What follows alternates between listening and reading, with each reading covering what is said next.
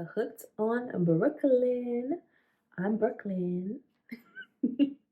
No, but for real, thank you guys so much for participating and watching my last video. That really means the world to me. Thank you so much for the kind comments, the positive feedback, the messages telling me that my video resonated with you. All of that really means so much to me and made my heart so happy. So I'm really, really grateful that you even took the time to listen to me yap for 15 minutes. So thank you so much.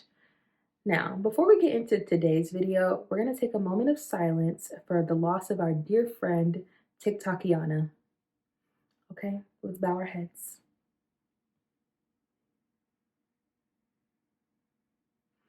Okay. May she rest in peace. Hopefully, she comes back from the dead. But if not, I guess we're moving over to Red Note or something else. Y'all let me know. What are we doing? What are we doing? Oh, Hey y'all, it's Editing Brooke here. I just want to say I woke up today, actually last night, January 18th, TikTok stopped working for me around like 10 p.m. And then this morning, of course, it wasn't there. And then I was restored access to the app and it's back now as of 2 p.m. today, so which is January 19th. So we crashed out for no reason. I will not be on Red Note. But if you are, that's cool. But I'm glad to have my little clock app back, and hopefully it'll be the same as it was before this situation. We'll see. so today's video is going to be about how are we letting go of people masquerading or pretending to be good friends in 2025? What are we going to do? How are we going to do it? All of us have had friends. All of us have been a friend. All of us have had good friendships, bad friendships, friendships that have lasted for 10 plus years, friendships that have lasted only for a couple months. Friendship in all its forms is part of human existence, period, you know? But let's look at things in a different light because I think a lot of times people overlook how much friendships can be complex and like how they can be either very, very supporting and very fulfilling in your life or like extremely draining and there's a lot of red flags. I think that friendships are just as complex as having a relationship with a partner, especially close friendships.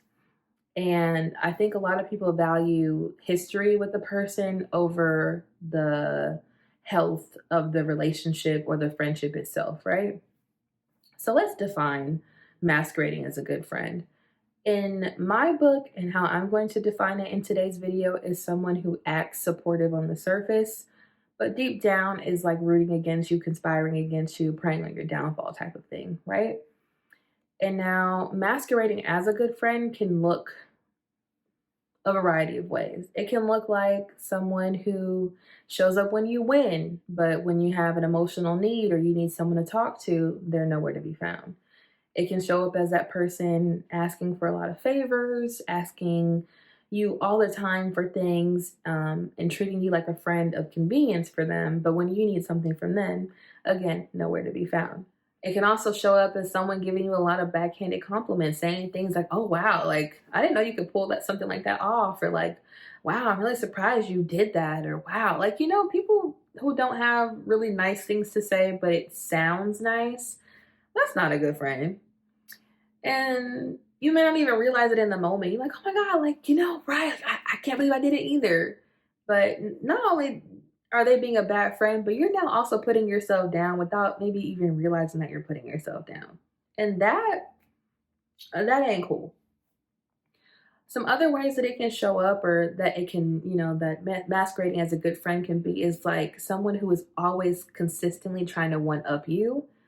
You could have the biggest accomplishment. You could say, "Oh, I'm making $100 an hour at my new job," and that person could say, "Really, that's it?" Or, "Oh, I've been making that. In fact, I make da da da. I make more than that." Like like people who can't celebrate you and uplift you in moments of your success, especially when you're always uplifting them in their success. Another way that someone can masquerade as a good friend is reaching out when they need you for something. So that could look like, this person hasn't talked to you in months. They might have been posting on social media, But then all of a sudden they need a favor from you, so you'll get a message and like, oh hey, how are you? How are things going? They want to butter you up, get the conversation going, make you feel like they really care. And then here comes a big ask. And at first you're like, oh yeah, that's my friend. Like, no problem. Yeah, you can borrow $20. Yeah, yeah, yeah, yeah. Like I got you, no problem. But really take the time to think about before you're so quick to help somebody if they're really genuinely showing up for you as a friend. Just take the time to think about it. Not saying that you can't help people. You can help people if you want to. That's your prerogative. That's your business. But just don't overextend yourself for people who wouldn't overextend themselves for you in return. And I'm not saying that friendships should be transactional. They shouldn't be, but they should be reciprocal. You should be able to pour into someone and also be poured back into. Period. Like that's just the way that it should be. Um, and I do want to say that, like, of course, not it's impossible to be there for someone all the time, especially a friendship, because we are adults, we are busy, we do have things going on. And if you're not an adult, I mean, life is life. We don't always have the time to, give to other people, or the energy or the emotional or mental space to give to other people. And that's okay. Like it's okay if you cannot show up for your friends all the time, but also it's important that we are good communicators, because I think that we live in a time period where not everybody is good at communicating, and a lot of things end up not ever being said. And a lot of friendships can get ruined by unspoken words or poor communication, or just relationships in general. Like, I think communication is more than just saying how you feel, but also working with someone to come up with a solution to better the situation. So, important to recognize that some of these things are highly situational, but I'm specifically talking about friendships that, like, your everyday people around you, not the friendships that we only talk every 6 months, and like, we only see each other once every 5 years. Not those friendships. Obviously, those are the boundaries and the way that you set those friendships and the way that they work out. So it's not like that doesn't we're not talking about that. We're talking about like the people you consider your best friends, or people that your really close circle. We're talking about that. Okay. Okay. um it's important to also recognize that friendships, there can be abuse in friendships, and a lot of people don't look at that. If they're not hitting you, or it's like not a romantic relationship, or familial, then it can't be abuse. But there's a lot of abuse in relationships, and there's a important to try to recognize what those things look like. So for example, something that could be considered abuse in a friendship would be like constant gaslighting or constant guilt tripping. You gaslighting and making you believe that your reality is not real, or that a situation didn't happen the way that it did, or that you are too emotional, or that you're taking things too far, that you can't feel the way that you feel, that you reacted a certain way that was unwarranted. That's gaslighting. Guilt tripping, on the other hand, is more so like, oh well, I did that for you, and like I did all these things for you, and you can't even do things for me. Like that type of stuff, guilt tripping. Another thing, like a lot of verbal abuse can happen in friendships as well. Like, your friends putting you down, or not saying, or not, you're saying certain comments that would make you feel bad about yourself. And sometimes these comments can stick with you and stay in your subconscious, and they can manifest in your day to day life. You might look in the mirror and that comment's there, and it's telling you, like, you don't look good in that outfit, or your hair looks this way, or like, people who are just putting you down. We don't want that energy around us. And just because someone is your close friend doesn't give them the right to tear you apart in this name or the sake of honesty. You can be honest with someone without hurting them. And while people do say truth hurts, there's a way to phrase truth that isn't detrimental to someone's mental health. And some people are naturally more sensitive than others. I'm a very sensitive person. So I really appreciate when people do take the time to try to communicate with me in a way that is honest, but not blunt, or not too direct that it's hurtful, you know? You get what I'm saying? So that's kind of what I mean by like bad friendships. Now, let's talk about setting boundaries. And do we want to salvage the friendship or do we want to let it go? Now, some things, a lot of things are salvageable. A lot of things are salvageable, but it does take work and it does take proper communication. And I feel that, you have to analyze the situation and see what you want to do. If you want to save your friendship, by all means, save your friendship. But, when you set boundaries with that person, are you being met with excuses or accountability? If we're being met with excuses, then perhaps it is the best thing to let that person go because, like, they clearly don't care to take responsibility for what they've been doing to you, right? But if you're being met with accountability, on that hand, that's a great thing because accountability is all what we should strive for. We should be accountable people. We should hold people accountable. Accountability. But, it's important that accountability is done properly. Sincere apologies, sincere, not just a whatever. Let me say I'm sorry so they can shut up talking to me. No, like I'm really truly sorry. I did not mean that. I didn't intend for that to happen. Also, a big thing is like when you're telling someone that they've hurt you, language is everything. You don't want to use you statements. You don't want to say you are a horrible friend or you da da da da. Even though that might be how you feel deep down, it's gonna put that person in defense mode, and then the conversation is gonna be counterproductive, and you're not really gonna get to where you want it to go. So, in my personal opinion, it's best to use I statements such as "I feel hurt when this happens," or trying to use more vague, not vague. I don't want to say vague, but less see, I can't even say the word accusatory. That sounds right. We're gonna go with that. Accusatory. You don't want to accuse someone of something when you're trying to have a constructive conversation in the hopes of fixing the relationship or the friendship or whatever you're applying this to. You want to be sure that you're being gentle in the words that you use so that it can be received well by the other party and doesn't turn into an argument. Now, sometimes that's unavoidable. Sometimes both people are heated and you can't avoid it. But it's worth an effort if you're trying to fix the situation and not make it worse.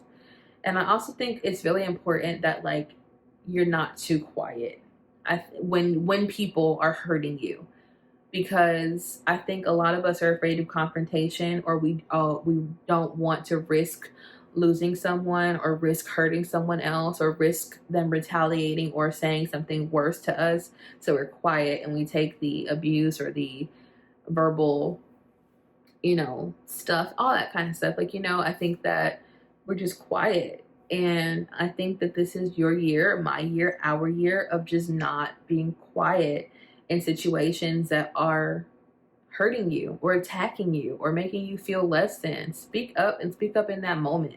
And if you truly can't speak up in the moment, okay, I won't hold it against you because sometimes I can't speak up in the moment. But don't let time pass too long where you don't address something, because if you don't address it, it's going to continually happen, or it's going to build off of that and become a bigger monster that you're going to have to deal with at some point. And sometimes it gets too far that there's damage that's you can't fix. I also want to say, like, it's important that you speak your truth, because I heard a quote today and it was like, anything you lose by speaking your truth isn't a loss, it's alignment.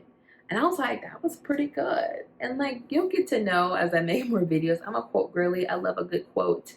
I love a good quote, a little good poem, all that. So essentially, but I really agree with this one because it resonated with me. And I feel like, yes, it's true. Like, if you're speaking your truth, and of course, in a respectful way, not in a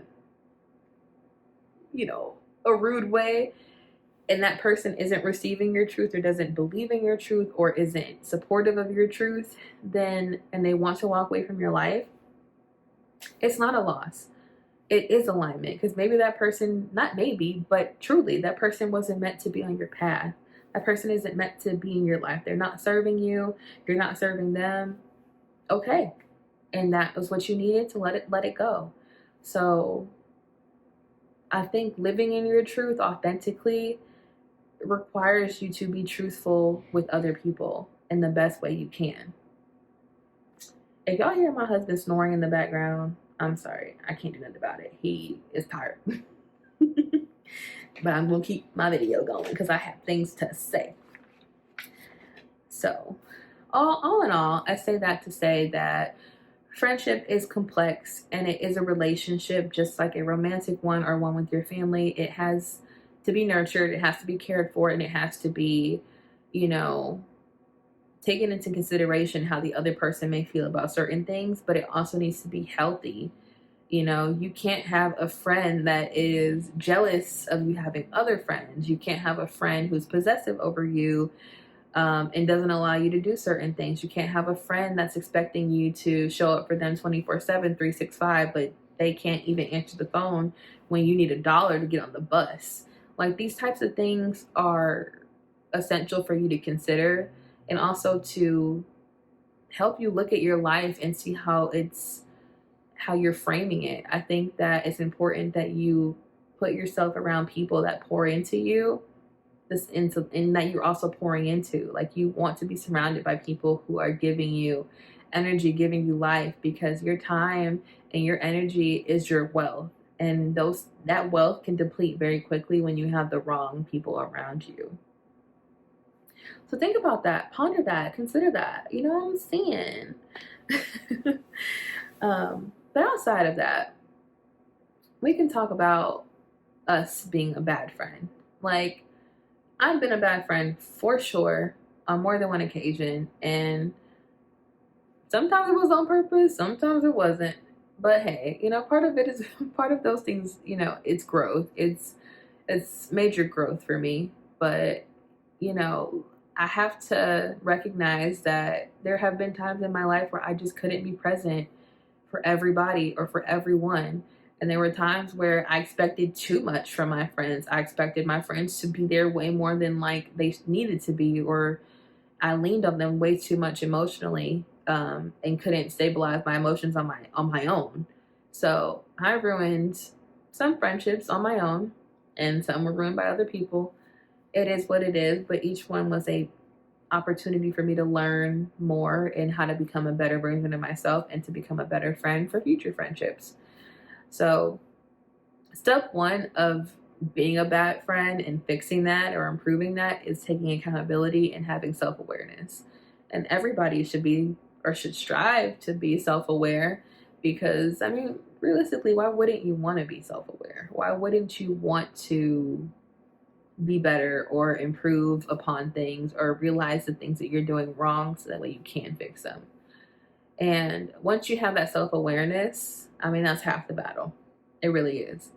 The next step, as I said earlier, is just like apologize sincerely to whomever you've hurt. If you want to fix things with someone, and that's if someone in your life is someone you want to keep long term, then yeah, you have to apologize. And even though apologizing can suck, you have to mean it, and you have to be really willing to fix whatever it is that you did wrong, or whatever it is you can't repeat the behavior again, because people have every right to let you go. They have every right to let you go when they want to let you go, with or without an explanation. And there's nothing you can do about it. If someone doesn't want you in their life, you can't force a person to keep you around if they don't want you there. And you have to respect it. And so part of that is like, if someone sets a boundary with you, respect their boundary. And I've struggled with that in friendships of my own, and I've learned from it. That's all that you can do is learn. But a big part is respecting how other people feel as well, because they're entitled to their feelings, and they're also valid. Everybody is valid in the way that they choose to handle protecting their own peace. Yeah. And I do want to mention, like, after you've spoken your piece to someone, after you've told someone your truth, and if they're not accepting it, don't keep fighting. don't keep trying to make someone see something from your perspective. I am a huge believer that if someone wants to see something from your perspective, then they'll put on your shoes and they'll see it from your perspective. Um, if not, it'll be a fight, it'll be an argument that'll be never ending.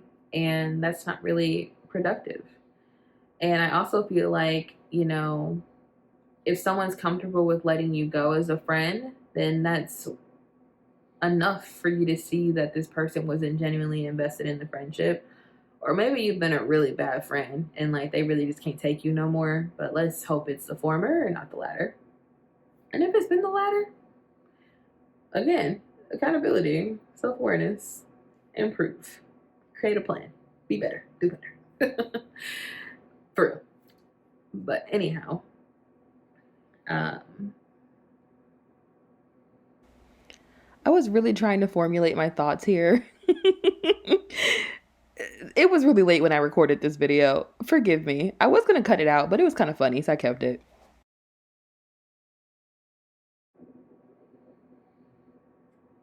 so I heard yet another quote today, and that quote was, "This is the era of reciprocation. I cannot give you what you are not giving me." And I want to say that reciprocation and transaction are two different things. Relationships can be transactional, but they should be reciprocal. A transactional relationship is not necessarily what you want in a friendship, because that looks like, well, I'm not going to do anything good for you because you're my friend. You have to do something good for me to do it for you. And that's a friendship of an expectation. That's a friendship of it's not sustainable first and foremost, but also it's not healthy. It's not healthy to expect your friends to do stuff for you all the time or vice versa, and you only do good things for them because they're doing something for you, or that there's something that you can expect from that person, or that there's a benefit to being friends with that person that's going to help you in some kind of way. That's not the right kind of friend to be, and it's not the right kind of friendship to have, because at some point those things go bad when someone views a transaction as worth more than another. It's not good. Now, reciprocation, while there's a fine line between reciprocation and transactional, reciprocation is important and a very necessary factor in relationships. You have to pour into others, but they also have to pour back into you. And that can look like a variety of things in a friendship, but it's important because it has the same characteristics of being transactional. I do something for you, you do something for me, but the difference between the two is intent, right? I intend to do this for you because you're my friend. I care about you. I know you really like this, da da da da da. Or you paid for my lunch, so I'm gonna put the gas in the car because you drove us around all day. Those things are transactions essentially, but the intent is looking out for each other and it being a symbiotic relationship. I think that's the right word, symbiotic. Tell me if I'm wrong in the comments. Symbiotic might not be the right word, but in my head right now, it's the right word.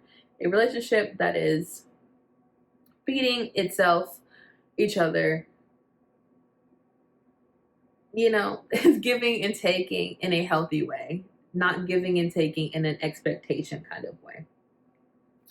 And so I think that you have to evaluate the relationships in your life and really sit with yourself and talk to yourself and think about, are these things transactional or is it reciprocal? Am I feeling fulfilled? Do I feel like this person is, equally contributing to the relationship that in the same way that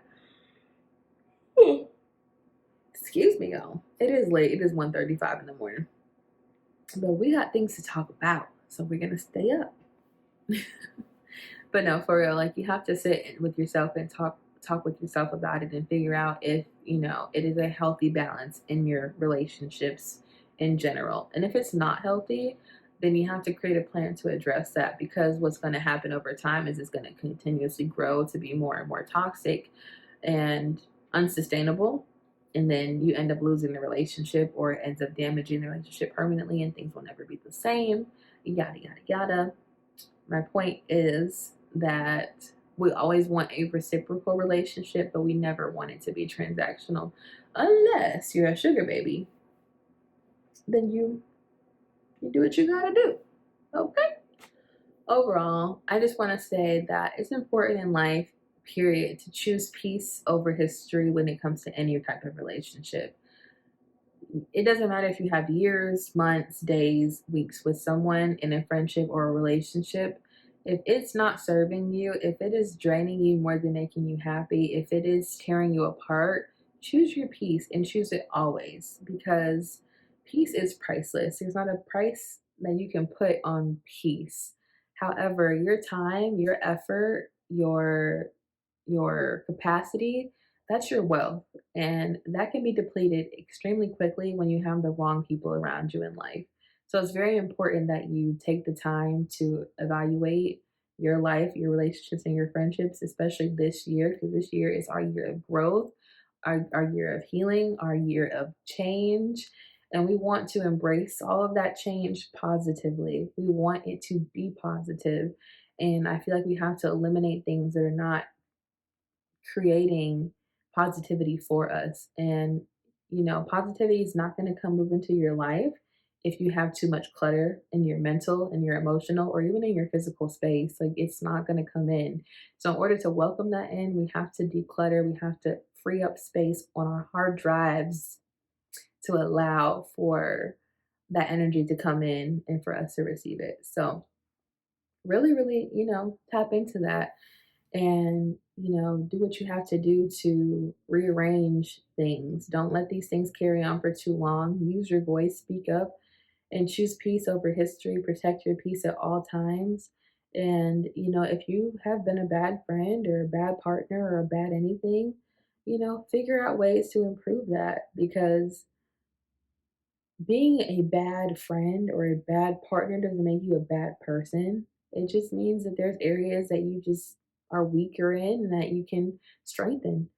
And, I think that can stand for all of us. I mean, with anything in life, we have our moments, we have our seasons, we have our times where we're just not able to produce quality stuff. We're not able to be quality beings, and that's okay, because we're allowed to have our moments where we just need to decompress and we need to sit back and be there just for ourselves and ourselves only. So, recognizing that and finding a healthy balance between all of that is essential in maintaining your well-being and your mental space, as well as being present for other people, because you can never ever ever be present for anyone else or ever be a good anything to anyone else if you're not caring for yourself. Ultimately, that's where it starts, is the care and the love you show for yourself will show up 10 times bigger and better for other people when you're doing it for yourself properly. Yeah. hmm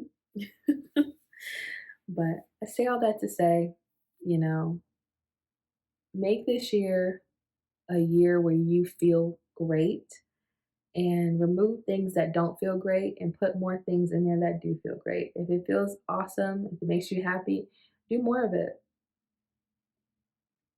Unless it's illegal, then don't do more of it. Cause I'm gonna just tell you right now, I don't have any bail money. If you go to jail, don't call me. I cannot help you at all.